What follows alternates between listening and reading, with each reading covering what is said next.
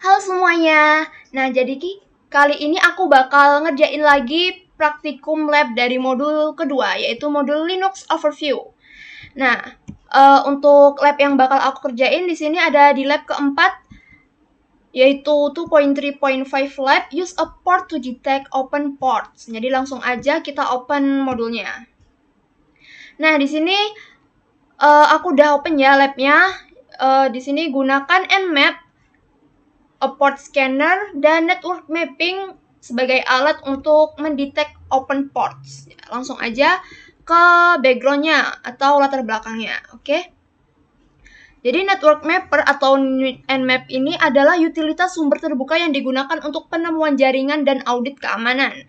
Nah, tugas umum adalah memindai mesin lokal untuk menentukan potensi kerentanan termasuk port terbuka dan port yang tidak dikelola.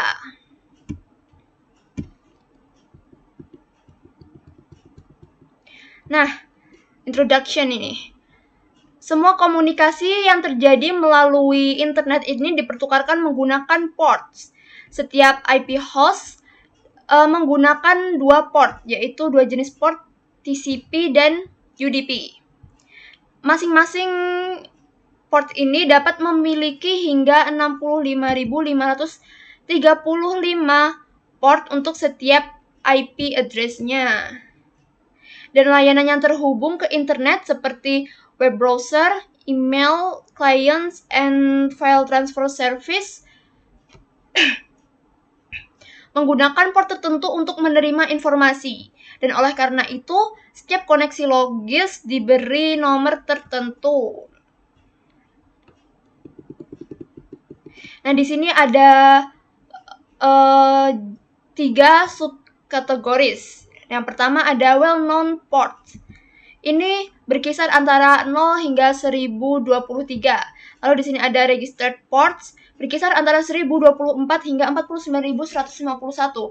Dan yang terakhir ada private ports, yaitu berkisar antara 49.152 hingga 65.535. Lalu di sini ada daftar ports yang umum digunakan, yaitu yang pertama ada 20 file transfer protocol data atau FTP data, 21 file transfer protocol control atau FTP, 22 secure cell atau SSH, 23 ini ada telnet.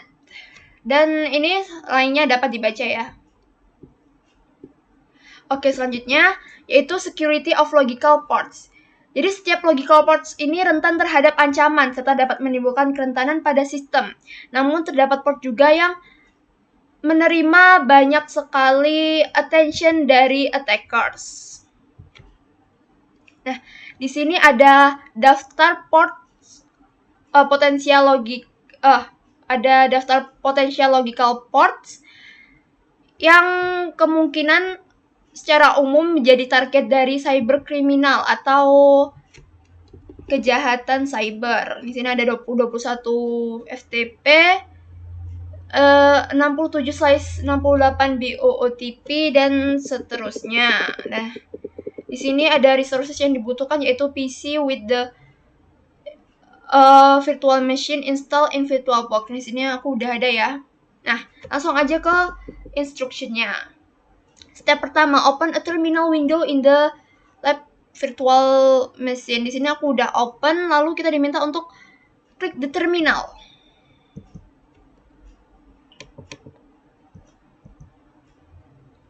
Oke, udah. Lanjut, ada command prompt. Enter the following command to run a basic scan. Nah, di sini kita diminta untuk mengetikkan komen ini. Langsung aja.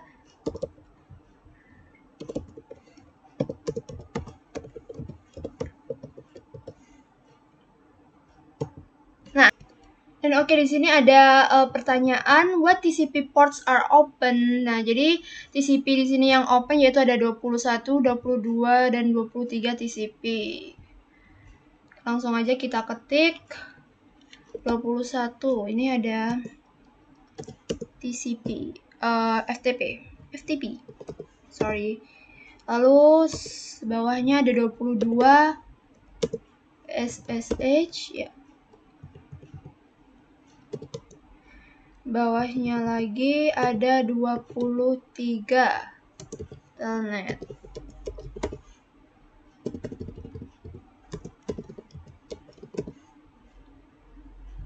Oke, lalu lanjut. Provide a description on the service associated with each open port. Dan bawahnya ini ada research the kerentanannya. Oke, nah di sini aku udah cari, udah sempet search dan aku ketik di notepad di sini. Oke, langsung aja. Pertanyaan yang pertama tadi, provide a description.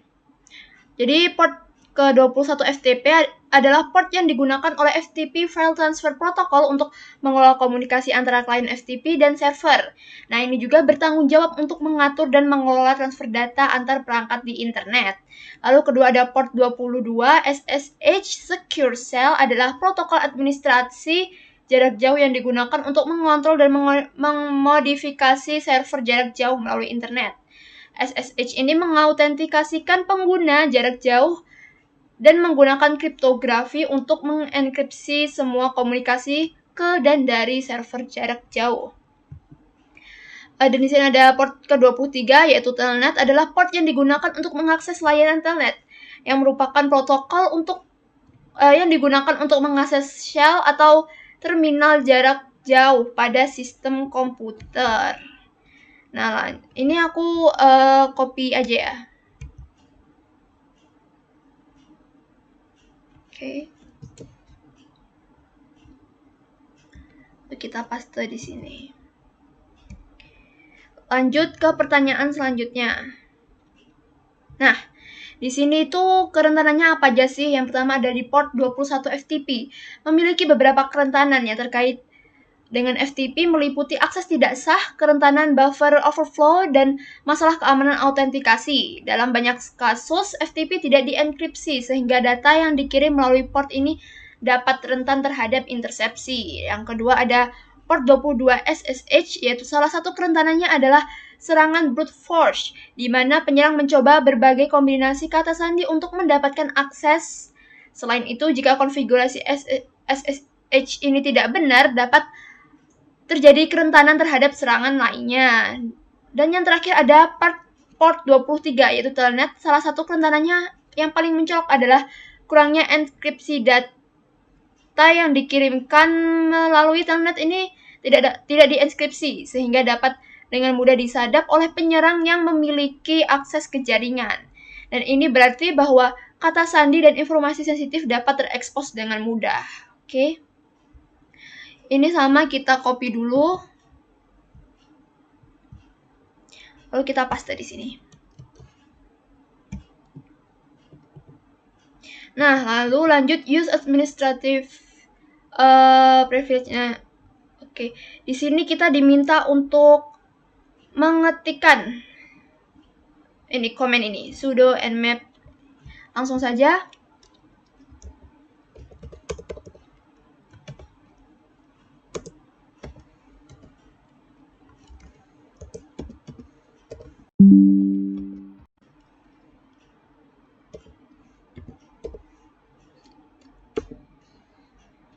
Di sini lalu kita masukkan passwordnya yaitu CyberOps. Oke.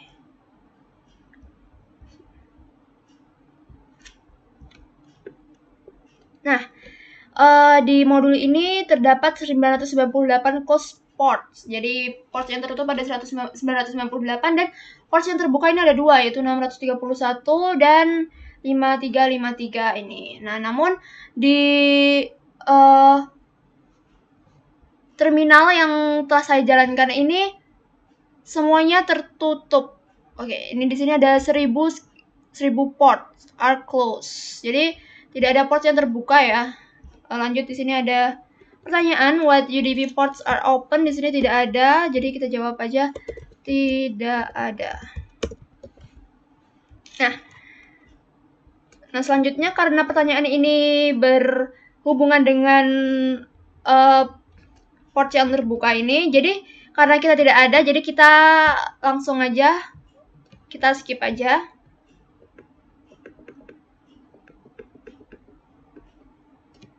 Nah, di sini kita diminta lagi untuk mengetikkan command nmap ini. Langsung kita ketik.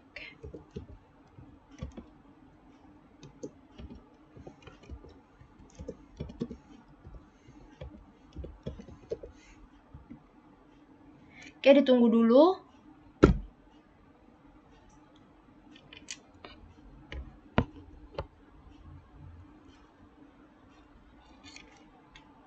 Nah, oke, di sini udah muncul outputnya.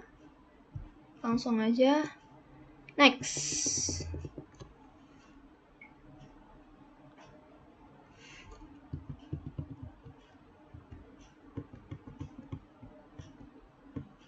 Di sini ada beberapa TCP yang terbuka, yaitu 21, 22, dan 23 seperti yang tadi.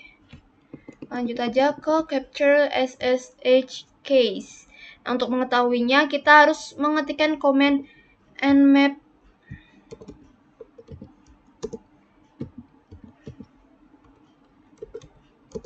localhost.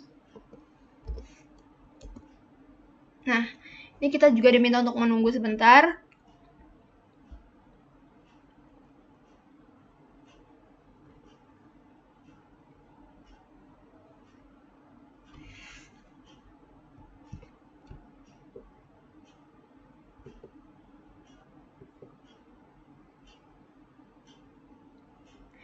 Oke, di sini hostkey-nya udah keluar ya.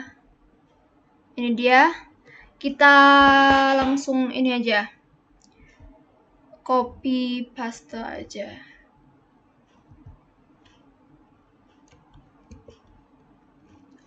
Gini.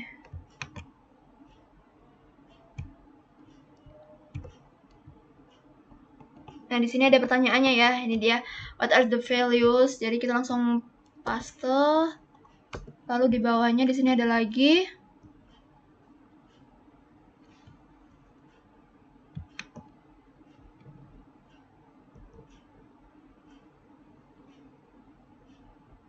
Bentar.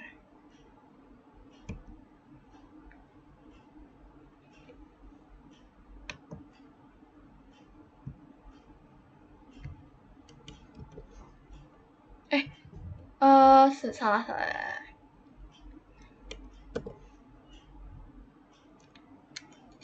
Di bawahnya sini. Oke, lanjut. How would an attacker... Oke, sebentar sini. Nah, jadi di sini how would an attacker use this information? Jadi informasi ini dapat digunakan untuk mendapatkan akses jarak jauh yang tidak sah ke host target. Dan di bawahnya di sini ada pertanyaan, how could you prevent the cyber attacker from stealing the key information? Nah, oke. Dengan mengirimkan kunci melalui telepon atau ini mengirimkan key ini di sini maksudnya melalui telepon, teks, atau email. Dan ini disebut sebagai pertukaran key di luar jaringan. Oke, lanjut ke komen selanjutnya. Kita diminta untuk mengetikkan man and map untuk mengetahui informasi lebih lanjut mengenai nmap ini. Nah, ini dia informasinya. Dapat dibaca di sini ada description, ada hostkey, ini sinopsisnya. Oke, dan sebagainya. Oke, kita langsung close aja ya dengan cara press Q.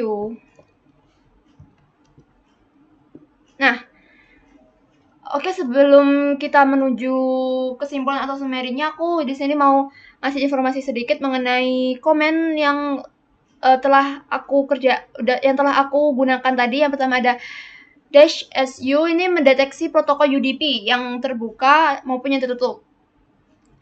Lalu ada -sv ini untuk mendeteksi layanan apa saja yang sedang berjalan dan apa aja sih kerentanannya. Dan yang terakhir ada -a untuk memindai lebih lanjut dan mengetahui hotkey tadi. Nah, lanjut langsung aja ke summary-nya atau ke kesimpulannya. Nah, jadi di sini banyak port yang harus terbuka agar host dapat berfungsi dalam lingkungan komputasi dan komunikasi yang normal. Namun port-port ini umumnya harus dipantau secara teratur untuk memastikan bahwa port-port tersebut tidak disusupi dan digunakan untuk menyerang korban, menyediakan akses jarak jauh yang tidak sah, atau digunakan untuk membajak sebuah host untuk ikut serta dalam serangan yang terdistribusi ke korban lain. Nah, di sini ada port 21 TCP, salah satu port yang paling populer bagi para attackers. Nah, dan port ini itu didesain untuk mengirim dan menerima file dari satu host ke host lainnya. Attackers menggunakan port ini untuk melakukan jenis aktivitas yang berbahaya sebagai berikut, yaitu ada transfer, penghapusan dan modifikasi file yang tidak sah, transfer kode atau muatan berbahaya yang tidak sah, autentikasi anonim ke sistem file hostnya, lalu ada inject atau menyuntikkan skrip berbahaya seperti serangan XSS, dan yang terakhir ada berdampak pada ketersediaan layanan host lainnya. Dan di bawah sini terdapat target umum lainnya, yaitu port 23 telnet. Nah, port ini menyediakan akses jarak jauh yang sah ke host IP. Port ini memiliki kerentanan karena data yang ditransfer dalam bentuk plain text. Oke, ini dia. Plain text, dan attackers menggunakan port ini untuk melakukan aktivitas berikut. Yang pertama adalah mendapatkan akses jarak jauh yang tidak sah ke sebuah host, menanam backdoors, dan tipe atau jenis kode berbahaya lainnya. Selanjutnya ada melihat data dan kredensial sensitif, melakukan serangan man in the middle yang berdampak pada ketersediaan layanan host lainnya. Nah, di sini ada port favorit lainnya untuk para attackers nih, yaitu ada port 53. Nah, port ini digunakan untuk DNS atau mencari nama domain saat menjelajah internet,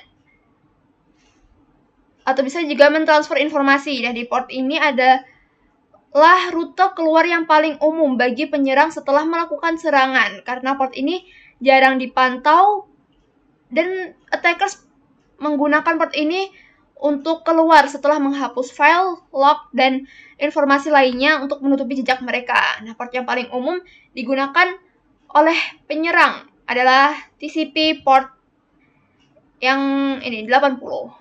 Nah, port ini mentransfer halaman web antara server web dan browser host, dan penyerang menggunakan ini untuk beberapa aktivitas berikut. Nah, ini dia aktivitasnya: transfer, penghapusan dan modifikasi data yang tidak sah, transfer kode atau muatan berbahaya yang tidak sah, injeksi skrip berbahaya, XSS attack, dan yang terakhir adalah berdampak pada ketersediaan layanan host lainnya. Oke? Jadi cukup sekian praktikum saya di Lab 235 Use a Port Scanner to Detect Open Port ini. Dan apabila ada kesalahan mohon dimaafkan. Sekian dan terima kasih. Bye-bye.